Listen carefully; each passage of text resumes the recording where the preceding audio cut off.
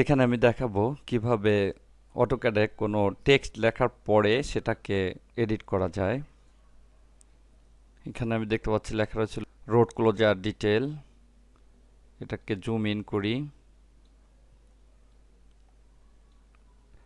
আমি এখানে এটাকে চেঞ্জ করে লিখব সাইড ডিটেল।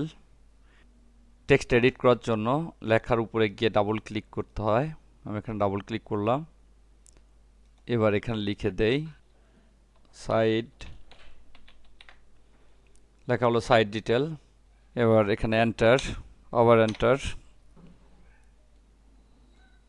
এটাকে প্যান করি নিচের দিকে।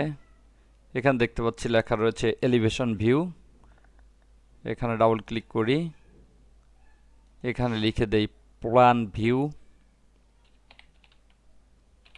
Enter, enter. তাহলে এটা চেঞ্জ হয়ে গেল। এবার মাল্টিলাইন টেক্সটটাকে কিভাবে এডিট করতে হয়, এখানে ডাবল ক্লিক করি। তাহলে দেখতে পাচ্ছি যখন লিখেছিলাম যে অবস্থা ছিল সেটা এভাবে চলে আসছে।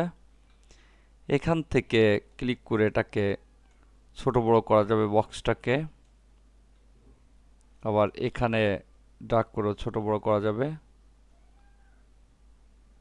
দেখতে পাচ্ছি বড় ছোট হচ্ছে। এখান থেকে কোনো পরিবর্তন করা যাবে। আমি কালারটাকে পরিবর্তন করে দেই। এখানে নির্বাচন করে আমি পুরা কালারটাকে এই কালার করে দিলাম। দেখতে পাচ্ছি কালার হয়ে গিয়েছে। এভাবে এখানে যে কোনো পরিবর্তন করা যাবে এই টেক্সট এডিটর ট্যাব থেকে।